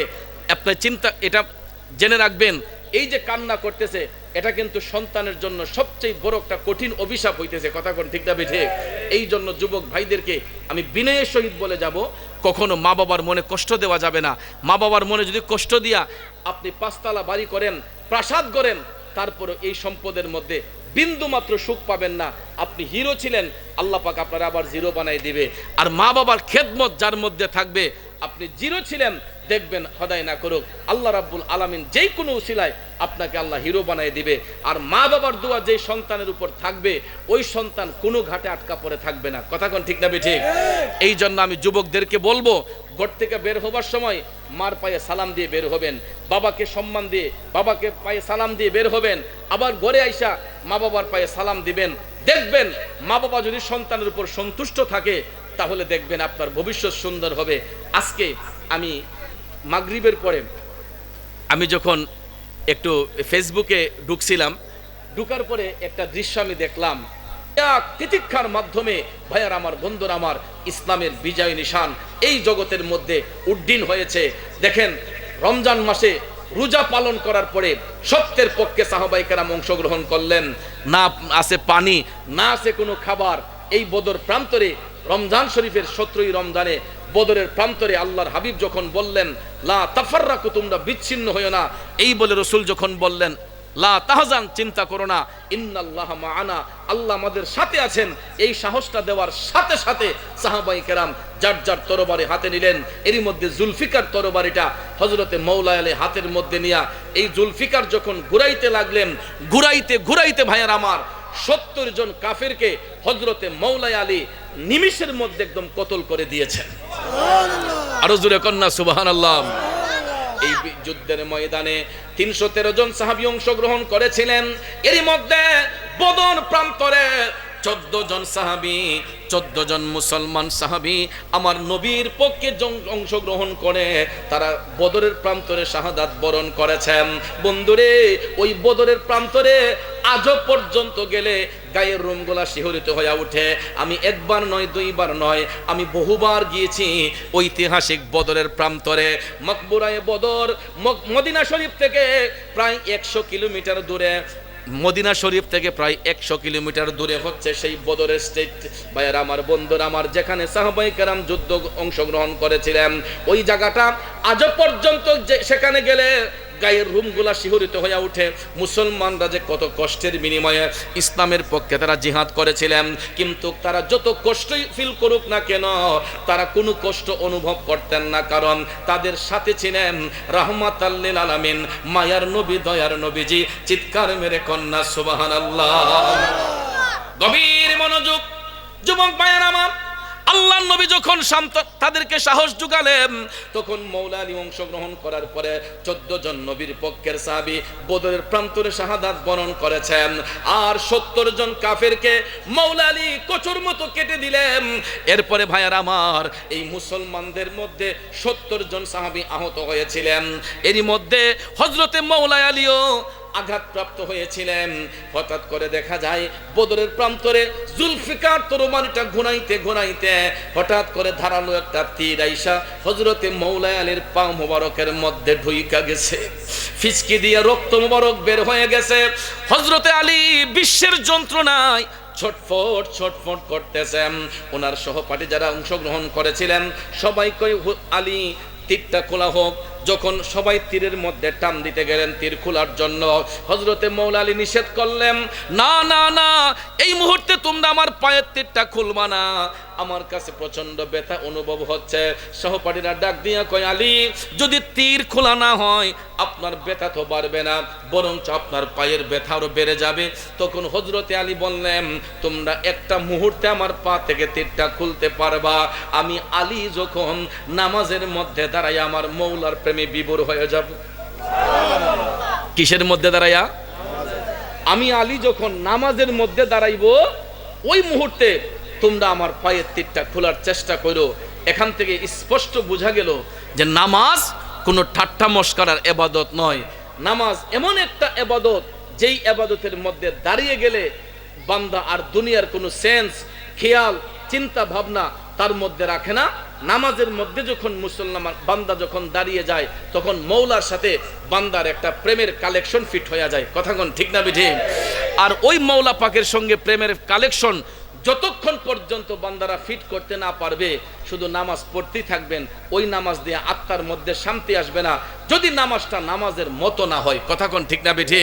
কিন্তু আমাদের সমাজের মধ্যে মৌলাকে খুশি করার জন্য নামাজি কয়জন আছে? সবাই আছে শুধু প্রফেশনাল নামাজি, লোক দেখানো নামাজি, মানুষের কাছে ভালো সাজার জন্য আল্লাহর ভয় অন্তরে রাখে না। একটু লোক দেখানো নামাজ পড়া দেখা যায় মানুষের সঙ্গে ওজনে কম দিতেছে, চিটারি বাটপারি করতেছে, দুর্নীতি করতেছে, আরেকজনের হক নষ্ট করতেছে, গীবত করতেছে, পরনিন্দা করতেছে। তাহলে বলুন, এগুলা কি নামাজ নাকি নামাজের সাথে ধোঁকাবাজি? স্পষ্ট করে বলা হয়েছে, ইন্না সলাতা তানহা আনিল ফাহশাই ওয়াল মুনকার। নামাজ এমন একটা ইবাদত, যেই ইবাদত আল্লাহর বান্দাদেরকে অশ্লীলতা থেকে, বেহায়াপনা থেকে, খারাপ কাজ থেকে মুক্ত করে নিয়ে আসে। কিন্তু আমরা সমাজের মধ্যে দেখতে পাই কিছু কিছু মানুষ নামাজ পড়ার পরেও আরো অশ্লীল কাজের মধ্যে যুক্ত হয়ে যায়। আছে না নাই? জোরে কোন আছে না নাই? আমার যুবক বন্ধুরা, বাবাজিরা, এই জন্য নামাজ শুধু পড়লেই হবে না, নামাজের মতো নামাজ পড়তে হবে, যেই নামাজের মধ্যে কোনো রিয়া থাকবে না, ফকরিয়ত থাকবে না, হিংসা থাকবে না। যেই নামাজ আল্লাহর সন্তুষ্টির জন্য আদায় করা হয়, ওই নামাজ যদি নামাজের মতো পড়া যায়, তাইলে আল্লাহর রহমত পাওয়া যায়। আর যেটা অর্জন করেছিলেন শেরে খুদা হযরতে মৌলানা আলী রাদিয়াল্লাহু তাআলা আনহু, দেখেন ভাইয়ার, আমার পায়ের মধ্যে তীর ঢুকলো, ফিচকে দিয়ে রক্ত বের হলো। হযরত আলী স্বাভাবিক অবস্থায় এটা খুলতে নিষেধ করলেন। বন্ধুরে, ইনজেকশন দেওয়ার পরে যে রকম ভাবে দেহটা ওকেজো হয়ে যায়, বান্দা যখন মৌলার প্রেমে ফানা হয়ে যায়, বান্দা যখন মৌলার প্রেমে ফানা হয়ে যায়, ওই বান্দার মধ্যে আর দুনিয়ার কোনো সেন্স, দুনিয়ার কোনো চিন্তা ভাবনা আর থাকে না। কিন্তু আমাদের পায়ের মধ্যে যখন টেটা ঢুকে যায়, তীর যখন ঢুকে যায়, এটা অপারেশন করে বের করতে হয়। আর অপারেশন করতে গেলে জায়গাটাকে ওকেজু করতে হয়, এটা ইনজেকশন দিয়ে নিস্তেজ করতে হয়। কথা কোন ঠিক না বেঠিক? তারপরে খোলার পরে হয়তো সাময়িক সময় এই ব্যথাটার অনুভব করা যায় না, কিন্তু ইনজেকশনের পাওয়ার যখন চলে যায়, তখন এটার ব্যথাটা আমরা অনুভব করতে পারি। ব্যথা যে কত প্রকার, কি কি, তখন গিয়ে বোঝা যায়। কথা কোন ঠিক না বেঠিক? দেখবেন, যখন আমাদের মা বোনদের সিজার হয়, এখন বর্তমান সমাজে প্রায় শতকরা 95% মা বোনদের সিজার হয়। এদেরকে দেখবেন যে প্রসব ব্যথা যেটা মা বোনদের হয়, বাচ্চা প্রসবের সময় যে প্রসব ব্যথাটা হয়, এই ব্যথাটাকে ইনজেকশন দিয়ে নিস্তেজ করা হয়। এই জন্য অনেক মা বোনরা এখন এই যে সিজারের মাধ্যমে বাচ্চা প্রসব করে, অনেক মাদের কিন্তু বাচ্চা দিয়ে দরদ থাকে না, অনেক মাদের বাচ্চা দিয়ে দরদ থাকে না। একটা দুইটা বাচ্চা ফেলে দিয়ে দেখবেন, পরকিয়া করে দেখবেন আরেক পুরুষের সঙ্গে পলাইয়া চলে যায়। এমন আছে না নাই? আমি আমার চোখের দেখা অনেক পরিবারে আমি দেখেছি এরকম হয়। সিজারের মাধ্যমে বাচ্চা প্রসব হয়েছে, দেখা যায় এই যে ইনজেকশন দিয়ে মার যে প্রসব ব্যথাটা, এটাকে আর বুঝতে দেওয়া হয় না, নিস্তেজ করে দিয়েছে। তাহলে এই মহিলা বুঝবে কিভাবে যে তার বাচ্চা জন্ম দেওয়া যে কতটুকু কষ্ট হয়? কথা কোন ঠিক না বেঠিক? এটা ফিল করতে পারে না। আর যেই মা 10 মাস 10 দিন গর্ভে ধারণ করেছে, মায়ের লজ্জাস্থান দিয়ে বাচ্চা যখন নর্মাল ডেলিভারি হয়, তখন একটা মা বুঝতে পারে যে বাচ্চা জন্ম দেওয়া যে কতটুকু কষ্ট। কারণ হাদিস শরীফে রাসূল বলেছেন, একটা বাচ্চা যখন প্রসব হয়, পৃথিবীটা কিয়ামত হলে যেরকম মনে হয়, একটা মায়ের কাছে ওই রকম মনে হয় যখন একটা মায়ের গর্ভ থেকে তার নর্মাল ডেলিভারির মাধ্যমে বাচ্চা প্রসব হয়, তখন ওই মা বুঝতে পারে যে বাচ্চা জন্ম দেওয়া কতটুকু কষ্ট। কথা কোন ঠিক না ঠিক? এই জন্য ভাইয়ার আমার যেটা বলতে চেয়েছিলাম, সচরাচর আমাদের মধ্যে এখন নর্মাল ডেলিভারি এই হয় না। শতকরা 95% মা বোনদেরকে সিজারে বাচ্চা প্রসব করানো হয়। এই যে নাভির নিচে কাটা হয় অপারেশনের মাধ্যমে, এই যে পর্দাগুলা চামড়াগুলা কাইটা মার পেটের ভিতর থেকে বাচ্চা প্রসব করা হয়। কোমরের মধ্যে একটা ইনজেকশন দেয়, এনেস্থেশিয়া ইনজেকশন। এনেস্থেশিয়াটা দেওয়ার সাথে সাথে ওই মা আর তার নিচটা একদম অকেজো হয়ে যায়। পুরোটা দেহ যদি কাইটা ফেলা হয় তারপরে সে টের পাবে না। এনেস্থেশিয়া দেওয়ার সাথে সাথে বডিটা যখন একদম নিস্তেজ হয়ে যায়, এরপরে মার নাভির নিচ থেকে কাইটা বাচ্চাটাকে প্রসব করা হয়। এরপরে দেখবেন এটাকে এই সার্জারি করে আপনার সুন্দর করে পেস্টিং করা হয়, করার পরে ওই চামড়াটা সেলাই করে দেওয়া হয়। কিন্তু প্রথম দিন বুঝতে পারে না, যখন আস্তে আস্তে 24 ঘন্টা পার হয়ে যায়, আস্তে আস্তে যখন তার সেন্স যখন চলে আসে, তখন ওই ভদ্র মহিলা বুঝতে পারে ব্যথা কত প্রকার ও কি কি। ঠিক না ঠিক? আর এই যে এনেস্থেশিয়াটা দেয়, এটাতে কিন্তু আমার মা বোনদের দেহের অর্ধেক শক্তি কমায় ফেলে, অল্প বয়সে তাদেরকে একদম অকেজো বানায় ফেলে। এনেস্থেশিয়াটা দিলে পরে 6 মাস পর্যন্ত, একজন ডাক্তার সাহেব আমাকে বলেছে 6 মাস পর্যন্ত ওই মায়ের কোমরের মধ্যে একটা ব্যথা থাকে। এই কোমরের জায়গা কোনো অস্তিত্ব থাকে না, মানে এখানে কি আছে এটা বলতেই পারে না। এটা এমন পাওয়ারফুল একটা ইনজেকশন এনেস্থেশিয়া কোমরের মধ্যে যেটা দেওয়া হয়, এটা 6 মাস পর্যন্ত যেই জায়গাটা দেওয়া হয় এই জায়গাটা একদম নিস্তেজ বানিয়ে রাখে, বলতেই পারে না। আস্তে আস্তে পরবর্তীতে বুঝতে পারে, যখন একটা ভাতের ডেকসি আলগাতে কষ্ট হয়, বড় একটা ভারী বোঝা জিনিস আলগাইতে কষ্ট হয়, জিলকি মারে, ব্যথা মারে, টান মারে, রোগে টান মারে, তখন বুঝতে পারে যে কষ্ট কত প্রকার ও কি কি। কথা কোন ঠিক না ঠিক? তো সাময়িকভাবে এটা বোঝা যায় না যে ব্যথাটা ইনজেকশন দিয়ে অচেতন করে ফেলে, কিন্তু ভাইয়ার আমার, বন্ধুরা আমার, এই ইনজেকশনের পাওয়ার যখন চলে যায় তারপরে কিন্তু ব্যথা আবার বেড়ে যায়। কথা কোন ঠিক না ঠিক? আর আল্লাহর নবীর সাহাবাগণ, নেককার সালেহীন বান্দাগণ, তারা কোনো ইনজেকশন ব্যবহার করতেন না। তাদের এই মেডিসিন ছিল নামাজ, তাদের উত্তম মেডিসিন ছিল নামাজ। কারণ তারা নামাজের মধ্যে যখন দাঁড়িয়ে যেতেন, তখন দুনিয়ার কোনো চিন্তা ভাবনা খেয়াল তাদের ব্রেইনের মধ্যে এটা কেস করতো না। তারা মৌলার প্রেমে এমনভাবে নিজেকে বিলিয়ে দিতেন, দুনিয়া কিয়ামত হয়ে গেলেও তাদের কোনো খেয়াল চিন্তা ভাবনা থাকতো না। এরকম ভাবে আল্লাহর নবীর সাহাবাগণ তারা মৌলা পাকের নৈকট্য হাসিল করেছেন। সুবহানাল্লাহ, কি বলবেন না? হযরতে মৌলা আলী রাদিয়াল্লাহু তাআলা আনহু, হযরতে মৌলা আলী রাদিয়াল্লাহু তাআলা আনহু, তিনি যখন নামাজের মধ্যে দাঁড়িয়ে আমার মৌলার প্রেমে বিভোর হয়ে গেলেন, মৌলার প্রেমে যখন ফানা হয়ে গেলেন, এমন সময় দেখা যায় নামাজে দাঁড়ানোর সময় ওনার পাও থেকে যখন তীরটা টান দিয়ে খোলা হইল, হযরতে আলী উফ শব্দটা পর্যন্ত ব্যবহার করেন নাই। চিৎকার মেরে কন্যা আল্লাহু আকবার। এই জন্য কবি বলেছেন, নামাজ পড়ো রে গহীনে ডুবিয়া নামাজ পড়ো, ও ভাই পঞ্চয়াত্তা মুক্তা দিয়া জ্ঞানী মান সাজাইও রে গহীনে ডুবিয়া নামাজ পড়ো, নামাজ পড়ো রে গহীনে ডুবিয়া নামাজ পড়ো। কথা বলেন ঠিক না বেঠে? ভাইয়ার আমার, বন্ধুরা আমার, নামাজ শুধু লোক দেখানো নামাজ পড়লে হবে না, নামাজের মতো নামাজ পড়তে হবে, যেই নামাজের মধ্যে কোনো রিয়া থাকবে না, ফখরিয়ত থাকবে না, হিংসা থাকবে না, বিদ্বেষ থাকবে না। এরকম ভাবে দেহ রিয়া মুক্ত হয়ে আল্লাহকে খুশি করার জন্য আমরা নামাজ পড়তে হবে। কথা বলেন ঠিক না ঠিক? আর এটা রমজান মাস, এটা বুঝে রাখবেন, রমজান মাস পাইয়া যদি কেউ তার জীবনের গুনাহ ক্ষমা করাইতে না পারে, রসুল বলেন তার মতো পুরা কপাইল্লা এই পৃথিবীতে আর কেউ হতে পারে না। এই জন্য যুবক ভাইয়ের আমার, বন্ধুরা আমার, কালীপুরের ভাইদেরকে আমি বলে যাচ্ছি, আমরা যা কিছু করি না কেন নামাজটা কখনো ছাড়বেন না। নামাজটা পড়বেন, দেখবেন আস্তে আস্তে 1 দিন 2 দিন 3 দিন যখন আপনি অভ্যাস করবেন, 4 দিনের বেলায় দেখবেন নামাজটা আপনার অভ্যাসে পরিণত হয়ে যাবে। যে কোনো কাজ আপনি 1 দিন 2 দিন 3 দিন করবেন, 4 দিনের বেলা দেখবেন এটা অভ্যাসে পরিণত হয়ে যাবে। এই জন্য আমি আপনাদেরকে বিনয়ের সহিত বলে যাব, আমরা যত কিছু করি না কেন নামাজটা কখনো কাজা করবেন না। এই যে আল্লাহর ঘর মসজিদ জায়গায় জায়গায় নির্মাণ করা হয়, অনেক জায়গার মধ্যে গেলে দেখা যায় মুসল্লি একদম কম, অনেকগুলা কাতার শূন্য পড়ে থাকে, কিন্তু মুসলমানের ছেলেরা রাস্তা দিয়ে হাঁটতেছে, দোকানপাটে বৈশা চা নাস্তা করতেছে, আড্ডা মারতেছে। ভাইরে, মানুষের লাইফের কোনো নিশ্চয়তা নাই। সুস্থ মানুষ যেই কোনো সময় হার্ট অ্যাটাক করে চলে যেতে পারে। আমি এই ভৈরবের জমিনেও অনেক চোখে দেখা মানুষ এত অল্প বয়সে দুনিয়া ছেড়ে চলে গেছে, ভাবতে অবাক লাগে, কল্পনা করা যায় না যে এই লোকটা এত তাড়াতাড়ি দুনিয়া ছেড়ে চলে যাবে। কিন্তু এটাই নিয়তির খেলা। ডাক যখন চলে আসবে তখন পৃথিবীর কেউ আটকাতে পারবে না। অনেক বাবারা মনে করে যে আমার ছেলে আমার জানাজা পড়ব, আমার ছেলে আমারে কাফন দাফন করব, কিন্তু বাবার এই ধারণাটা একেবারে ভুল। কারণ সন্তানের কাঁধেই শুধু পিতার লাশ বহন করা হয় না, পৃথিবীতে এমন কিছু মুহূর্ত আসে অনেক সময় পিতার কাঁধেও সন্তানের লাশ বহন করতে হয়। ঠিক কিনা বলেন? অনেক সময় পিতার কাঁধেও সন্তানের লাশ বহন করতে হয়। আপনারা হয়তো কিছুদিন আগে দেখেছিলেন আমাদের ব্রাহ্মণবাড়িয়া সরাইল উপজেলার একই পরিবারের 5 জন সিলেট এই রাজধানী ঢাকায় বেইলি রোডে রেস্টুরেন্টের মধ্যে তারা খাবার খেতে গিয়েছিলেন, কিন্তু এরা কখনো জানতো না এরা ইটালি সিটিজেনশিপ পেয়েছিল।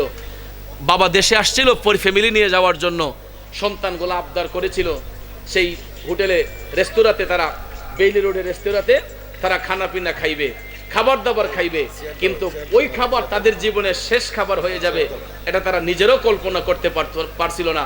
কিন্তু দেখেন নিয়তির খেলা, একই পরিবারের 5 জন সদস্যই ডেড বডি হয়ে দুনিয়া ছেড়ে চলে গেছে, একদম পরিবারটা নিঃস্ব হয়ে গেছে। কথা কোন ঠিক না ঠিক? ভাইয়ার আমার, বন্ধুরা আমার, এই লোভ লালসা আমাদেরকে একদম ধ্বংস করে ফেলেছে। আমি যেটা শুনতে পাইলাম যে তারা একই পরিবারের 5 জন দুনিয়া থেকে মারা গেল। দুনিয়াটা কেমন নিষ্ঠুর দেখেন। সাথে সাথে দেখা যায় যেই মায়ের সন্তান মারা গেছে ওই মা সন্তানকে একদিকে দাফন করে আগে গিয়ে ঢাকার বাড়িটা দখল করছে। আরেক সন্তান ইটালি থেকে চলে আসছে, ওনার ভাই চলে আইসা এরা সম্পদ নিয়ে ভাগাভাগি শুরু করছে। ওইখানের যে ব্যবসা ছিল ভদ্রলোকের, ব্যবসাটা এনে দখল করে ফেলছে। তাহলে দেখেন দুনিয়াটা খুব নিষ্ঠুর। দুনিয়া থেকে চলে যাবার সাথে সাথে কেউ কারো আপন হয় না। কবরে যখন আমি যাব, আমার কবরে আমার স্ত্রী যাবে না, স্ত্রীর কবরে স্বামী যাবে না, স্বামীর কবরে স্ত্রী যাবে না, কেউ কারো কবরের সঙ্গী হবে না। ওই কবরে যিনি সঙ্গী হবেন উনি হচ্ছেন শাহে মদিনা। কথা কোন ঠিক না ঠিক? তাহলে কবরে গিয়া যারে আপন হিসেবে পাইব, দুনিয়াতে যারে আপন পাইব, কবরে গিয়া তারা আপন পাইব, উনি হচ্ছেন রাহমাতাল্লিল আলামিন। ওই নবী ছাড়া ইহকালও শান্তি নাই, পরকালও মুক্তি নাই। ভাইয়ার আমার, বন্ধুরা আমার, অতি কষ্টে কথাগুলা বলতেছি। আমরা সুন্নি মুসলমান, আমরা আহলে সুন্নাত ওয়াল জামাতের আকীদায় বিশ্বাসী। ইদানিং আমি যেই জিনিসটা আজ করতে পেরেছি, আমি প্রায় দেখতে পাচ্ছি প্রত্যেকটা মোবাইলে, বিশ্বাস করবেন কিনা, আমার ফেসবুকে ঢুকতে একদম মন চায় না। এখন ফেসবুক আমি চালাই, আমার একটা আইডিয়া আছে, কিন্তু আমার একদম অরুচি হয়ে গেছে ফেসবুকের মধ্যে ঢুকা। কারণ ঢুকলেই দেখা যায় হে হে ইঙ্গিত করে কথা বলে, ওনারা ইঙ্গিত করে কথা বলে, এবং বিষয়গুলা দেখেন এগুলা আমাদের জটিল কিছু কিছু বিষয়। ইদানিং যে একটা বিষয় নিয়ে আপনার এই আলোচনার সমালোচনার ঝড় উঠেছে, সুফি এবং আলেমদের পার্থক্য নিয়ে। সুফি এবং আলেমদের পার্থক্য নিয়ে। ভাইয়ার আমার, আলেম যারা হয়, এলমিয়ত যার মধ্যে আছে, এরাই সুফি বলে গণ্য হয়। কথা কোন ঠিক না ঠিক? যার সিনার মধ্যে এলেম থাকে, যিনি আলেম, ওনারাই এলেম চর্চা করতে করতে, রিচার্জ করতে করতে তারা আলেমও হয়, তারা সুফিও হয়। কথা কোন ঠিক না ঠিক? আর এলমে লাদুনি, যেটা আল্লাহ রাব্বুল আলামিন বান্দার সিনার মধ্যে দান করে, অনেক সময় দেখা যায় অনেক জেনারেল শিক্ষিত মানুষও তারা যখন রিচার্জ করে, গবেষণা করে, করতে করতে করতে দেখা যায় তারা জ্ঞান চর্চা এমনভাবে তাদের জ্ঞানের পরিধিকে, মেধার বিকাশ ঘটিয়েছে, দেখা যায় তারা এমন একটা জগতে পৌঁছে গেছে, সুফি তত্ত্ব নিয়ে গবেষণা করতে করতে আল্লাহ রাব্বুল আলামিন তাদেরকে পর্যন্ত আল্লাহ কুতুব বানিয়ে দিছে, বেলায়েতের মর্যাদা আল্লাহ পাক দান করেছে। কথা কোন ঠিক না ঠিক? এই জন্য ভাইয়ার আমার, বন্ধুরা আমার, আমরা এই সমস্ত বিষয় নিয়ে, এগুলা অনেক উচ্চ স্তরের আলোচনা, এগুলা সাধারণ মানুষের মুখে এগুলা শোভা পায় না। দেখা যায় যেই লোক ভালো করে আলহামদু শরীফ পড়তে পারে না, বিসমিল্লাহ পড়তে পারে না, একটা সূরা কালাম ভালো করে পড়তে পারে না, এরাও দেখা যায় এই বিষয়টাকে নিয়ে একজন আরেকজনের পক্ষ নিয়ে একজন আলেমকে কটাক্ষ করে কথা বলে, এক ভাই দেখা যায় আরেক ভাই আরেকজন আলেমকে নিয়ে কটাক্ষ শব্দ ব্যবহার করে, কটুবাক্য ব্যবহার করে, এগুলা কোনো সভ্য সমাজে হতে পারে না। কোনো বিষয় নিয়ে যদি মতনৈক্য দেখা দেয়, এটা আলেমদের বিষয়। আমিও আলেমদেরকে বিনয়ের সহিত বলবো, আমাদের আকাবিরদেরকে আমি বিনয়ের সহিত বলবো যে আমরা এই সমস্ত বিষয় নিয়ে আমরা নিজেদের মধ্যে কাদা ছোড়াছুড়ি না করে আমরা মেসেঞ্জারে হয়তো কমেন্টের বক্সের মাধ্যমে গিয়ে বা টেলিফোনের মাধ্যমে যোগাযোগ করে এগুলাকে ফেসবুকে আলোচনা সমালোচনার ঝড় না উঠাইয়া আমরা একাগ্র চিত্রে আমরা ভাইরা মিলে মিশে বসা এগুলাকে সমাধা করে ফেললেই আর কোনো দ্বিধাদ্বন্দ্ব থাকে না। কথা কোন ঠিক না বেঠিক? এই সমস্ত বিষয় নিয়ে সাধারণ মানুষের মধ্যে যে একটা কৌতূহলের সৃষ্টি আমরা করে দেই, এটার দ্বারাতে কিন্তু আমাদের সুন্নি জামাতের উপকার হচ্ছে না, বরঞ্চ আমাদের ক্ষতি হচ্ছে। কথা কোন ঠিক না বেঠিক? কারণ ভাইয়ারা আমার, বন্ধুরা আমার, আমরা সিলেটটা ভাষায় একটা কথা হয় যে হিলে ফাটায় গোসাগুসি মরিচের কাম শেষ। কথা কোন ঠিক না বেঠিক? হিলে ফাটায় গোসাগুসি মরিচের কাম শেষ। আমরা আমাদের মধ্যে ঝগড়া বিবাদ লাগাইয়া আলগা থেকে বাতেলরা মজা লুটতেছে, আলগা থেকে বাতেলরা মজা লুটতেছে। এই জন্য আমি সুন্নি আকাবিরদেরকে বিনয়ের সহিত বলবো, যারা আমাদের বরেণ্য আকাবির, আমি হয়তো একজন অগণ্য মানুষ, অধম অযোগ্য মানুষ, আমি বরেণ্য আকাবিরদেরকে বলবো, যারা অবাধ পাণ্ডিত্যের অধিকারী হয়েছেন, পাণ্ডিত্য অর্জন করেছেন আলহামদুলিল্লাহ, কিন্তু এই সমস্ত এমন পাণ্ডিত্য যেন আমরা অর্জন না করি যেটার দ্বারাতে আমাদের সুন্নি জামাতের কলঙ্ক হয়ে যাচ্ছে, বদনাম হয়ে যাচ্ছে। এই সমস্ত কাজ আমাদের দ্বারা যাতে না হয়, আমরা এটা থেকে দূরে থাকতে হবে। আমি বিনয়ের সহিত বলবো, এই সমস্ত বিষয় নিয়ে, সুফি এবং আলেমের বিষয় নিয়ে যে একটা আলোচনা সমালোচনার ঝড় উঠেছে, এটাকে আপনারা স্টপ করে দিয়ে আপনারা আর কোনো দ্বিধাদ্বন্দ্ব না করে কম্প্রোমাইজের মাধ্যমে, এটা একাগ্রচিত্তে একটা আলাপ আলোচনার মাধ্যমে এটা একটা সমাধার দিকে গেলে সুন্নি জামাত উপকৃত হবে। কথা বলেন ঠিক না ঠিক? আর না হলে যেরকম ভাবে আমরা ফিতনা ফাসাদের মধ্যে নিমজ্জিত হয়েছি, আমাদের সমাজ, আমাদের এলাকা নষ্ট হয়ে যাইতেছে, বাতিল ফেরকারা আমাদের ঘরে ঢুকে গেছে। এমন কোনো এলাকা নাই যে লামাযহাবি খারিজি ফিতনার লোকরা না আছে বলে। এই যে সালাফিরা, এরা কিন্তু আমাদের ঘরে ঢুকে আমাদের সন্তানগুলাকে আমাদের ঘর থেকে এরা নিয়ে যাচ্ছে। এদের কিছু কিছু মিষ্টি মিষ্টি কথা দিয়া এরা আমাদের ছেলেদেরকে ডাইভার্ট করে ওদের ক্যাপচারে নিয়ে গেছে। কথা কোন ঠিক না ঠিক? আর আমরা শুধু বৈশা বৈশা আঙ্গুল চুষি। এটার নাম সুন্নি জামাত নয়। সুন্নি জামাত এমনিতে হবে না। সুন্নি জামাত প্রতিষ্ঠা করতে হলে, সুন্নি জামাতকে শক্তিশালী করতে হলে আমাদের মনটাকে উদার করতে হবে, আমাদের ভালোবাসাটাকে আরেকটু নমনীয়তার সহিত দেখাতে হবে। কথা কোন ঠিক কিনা? তো ভাইয়ের আমার, বন্ধুরা আমার, আমি যে আলোচনার মধ্যে ছিলাম, ইশকে মুস্তাফার প্রেমের আলোচনা, সাহাবাই কেরামের ভালোবাসার প্রতি আলোচনা করেছিলাম। কমিটির ভাইরা আমাকে বলেছিলেন কবরবাসী সম্পর্কে, মাতা পিতার হক সম্পর্কে কিছু কথা আমাকে বলার জন্য। তা আমি ওই কথাটাই আপনাদেরকে বোঝাতে চাই, দুনিয়াতে কেউ কারো আপন নয় একমাত্র আমার নবী ছাড়া। আর ওই নবী রাহমাতুল আলামিন নবী, কামলিওয়ালা নবী, যখন মেরাজ শরীফের মধ্যে গিয়েছিলেন, আল্লাহর নবী জাহান্নাম দেখতে যখন গিয়েছিলেন, জাহান্নাম দেখার পরে আল্লাহর হাবিব জাহান্নামে প্রবেশ করে দেখতেছেন একটা জায়গা থেকে চিৎকার শব্দ শোনা যাচ্ছে, কান্নার শব্দ শোনা যাচ্ছে। আমার যুবক ভাইয়েরা, মায়ার নবী, দয়ার নবী কান্নার শব্দ শুনতে পাইলেন, কেরা যেন বিদ্রুপের মতো চিৎকার করে কান্নাকাটি করতেছে। হঠাৎ করে রাসূল তাকায়া দেখেন কবরের মাটি ফাইটা আগুনের ফুলকিগুলা উপর দিকে উঠতেছে। এই দৃশ্য দেখা আমার মদিনার কামলিওয়ালা নবী টপ টপ করে চোখের পানি ছেড়ে কান্না শুরু করে দিলেন। মায়ার নবী ডাক দিয়া কয়, জিবরাইল,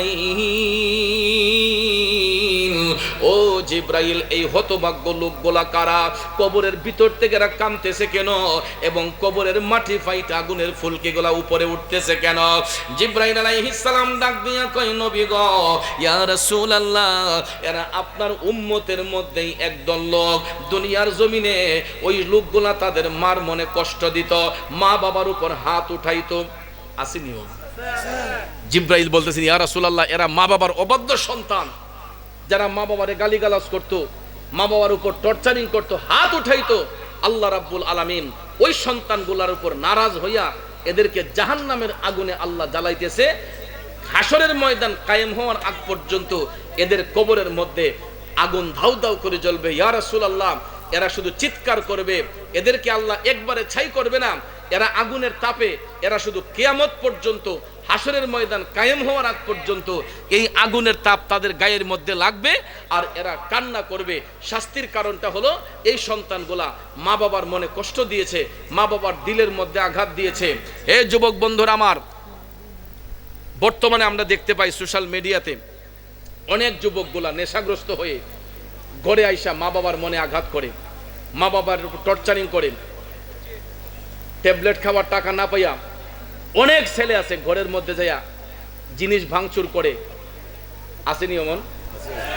জিনিস ভাঙচুর কইরা দেখা যায় টাকা যখন পায় না তখন মেজাজ চড়া থাকে, তখন তার বাবার উপর হাত উঠায়, মায়ের উপর হাত উঠায়। ওই মা বাবাগুলা সহ্য করে দেখা যায় টাকা পয়সা না থাকলেও অন্য ঘর থেকে টাকা আইনা হইল ওই ছেলেকে দেয়া দেয়। তারপরে ভাইয়ার আমার, বন্ধুরা আমার, ওই মা বাবার মনের কষ্টটা চোখের পানি ছেড়ে দিয়ে কান্না করে। আপনার চিন্তা, এটা জেনে রাখবেন, এই যে কান্না করতেছে এটা কিন্তু সন্তানের জন্য সবচেয়ে বড় একটা কঠিন অভিশাপ হইতেছে। কথা কোন ঠিক না ঠিক? এই জন্য যুবক ভাইদেরকে আমি বিনয়ের সহিত বলে যাব, কখনো মা বাবার মনে কষ্ট দেওয়া যাবে না। মা বাবার মনে যদি কষ্ট দিয়া আপনি 5 তলা বাড়ি করেন, প্রাসাদ করেন, তারপরে এই সম্পদের মধ্যে বিন্দু মাত্র সুখ পাবেন না। আপনি হিরো ছিলেন, আল্লাহ পাক আপনারা আবার জিরো বানাই দিবে। আর মা বাবার খেদমত যার মধ্যে থাকবে, আপনি জিরো ছিলেন, দেখবেন খোদাই না করুক আল্লাহ রাব্বুল আলামিন যেই কোনো উসিলায় আপনাকে আল্লাহ হিরো বানাই দিবে। আর মা বাবার দোয়া যেই সন্তানের উপর থাকবে, ওই সন্তান কোনো ঘাটে আটকা পড়ে থাকবে না। কথা কোন ঠিক না ঠিক? এই জন্য আমি যুবকদেরকে বলবো, ঘর থেকে বের হবার সময় মার পায়ে সালাম দিয়ে বের হবেন, বাবাকে সম্মান দিয়ে, বাবাকে পায়ে সালাম দিয়ে বের হবেন। আবার ঘরে আইসা মা বাবার পায়ে সালাম দিবেন। দেখবেন মা বাবা যদি সন্তানের উপর সন্তুষ্ট থাকে, তাহলে দেখবেন আপনার ভবিষ্যৎ সুন্দর হবে। আজকে আমি মাগরিবের পরে আমি যখন একটু ফেসবুকে ঢুকছিলাম, ঢুকার পরে একটা দৃশ্য আমি দেখলাম। সন্তান গিয়ে বাবার জুতাগুলা খুলে দিছে, একটা সন্তান আইসা বাবার গালে চুম্বন দিছে, আরেকটা সন্তান গোলা নিয়া বাবার একটা টেবিলে এই চৌকিতে বসাইয়া তারা ওয়াশরুমে নিয়ে বাবার পাওগুলা ধোয়া দিচ্ছে। আচ্ছা বলেন, এটা কি ভালো হইতেছে না খারাপ হইতেছে? এই যে ছোটবেলা থেকে পারিবারিক একটা শিক্ষা যেতে পাইতেছে, মা বাবার প্রতি যত্নশীল হওয়া, ওই যে মা বাবার আত্মার দোয়াটা সন্তানের উপর পড়তেছে, এটা তার ভবিষ্যৎ এত সুন্দর হয়ে যাচ্ছে, ওই সন্তানটা আর কোনো ঘাটে আটকা পড়ে থাকবে না। আর এরকম শিক্ষাটা যদি প্রত্যেকটা পরিবারে থাকে, তাহলে আমাদের সন্তানগুলা নেশাগ্রস্ত হবে না, আমাদের সন্তানগুলা লাঞ্ছিত হবে না। এই জন্য আমি যুবক ভাইদেরকে বলবো, এরকম শিক্ষা যেন আমরাও আমাদের ঘরের মধ্যে সৃষ্টি করি। আপনি হয়তো একদিনে পারবেন না, একদিন, 2 দিন, 3 দিন করতে থাকেন, আপনার বাচ্চাকে এটা শিখাইবেন। আমি কি করি জানেন? আমার কাছ থেকে একটা জিনিস শিখেন। আমি বাসায় গেলে, আমার তো 3টা ছেলে সন্তান আছে, আল্লাহ পাক দান করছে। ওরা যদি আমাকে আগে দেখে আমার হাতে কোনো মজা আসেনি, কোনো মিঠাই মিষ্টি আছে কিনা, তো আমি বাসাতে যখন যাই, ফল ফ্রুট যা কিছু নেই, হাতে রাইখা আগে এদের মুভমেন্ট আগে বুঝি। যখন দেখি এরা সালাম কালাম করতেছে না, তখন আমি বলছি এগুলো তোমাদেরকে দেওয়া হবে না।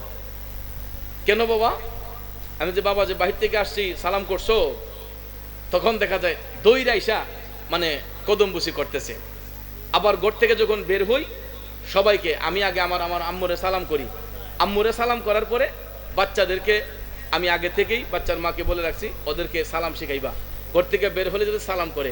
এখন করতে করতে এমন অবস্থা হয়েছে, আমি যখন বাসায় থেকে বের হই, বাচ্চাগুলা এসে আবার আমারে মানে কদমবুসি করে, বাবা কখন আসবা?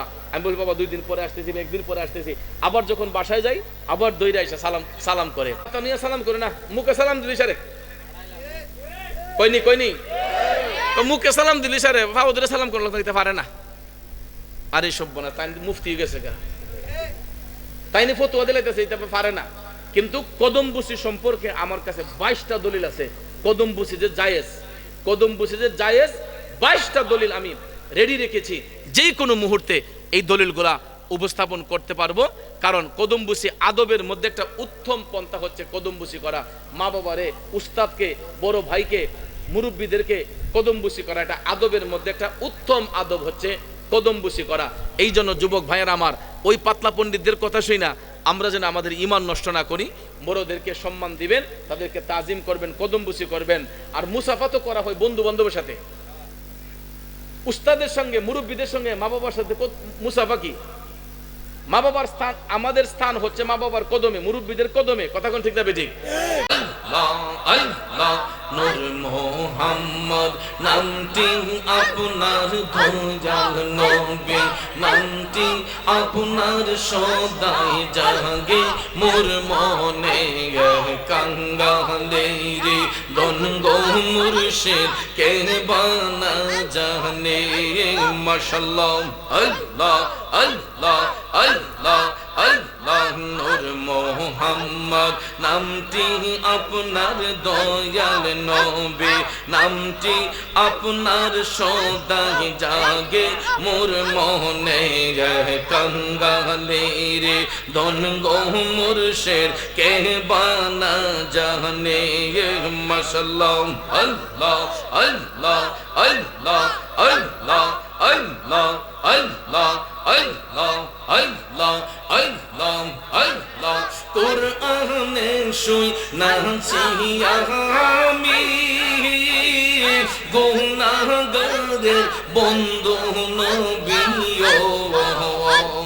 নিদান কালে পার করিবে, নিদান কালে পার করিবে গুনাহগার উম্মত জানে কাঙ্গালে রে দন গো মুর্শিদ কে বানা জানে। মাশাআল্লাহ আল্লাহ আল্লাহ আল্লাহ আল্লাহ আল্লাহ আল্লাহ নূর মোহাম্মদ নামটি আপনার দয়াল নবী, নামটি আপনার সদাই জাগে মোর মনে কাঙ্গালে রে দন গো মুর্শিদ কে বানা জানে।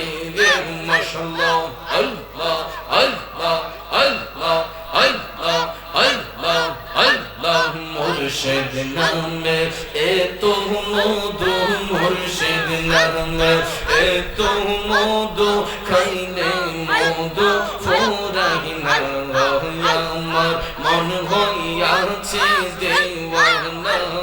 মাশাআল্লাহ আল্লাহ আল্লাহ আল্লাহ আল্লাহ নূর মোহাম্মদ নামটি আপনার দয়াল নবী, নামটি আপনার সদাই জাগে মোর মনে কাঙ্গালে রে দন গো মুর্শিদ কে বানা জানে। মাশাআল্লাহ আল্লাহ আল্লাহ আল্লাহ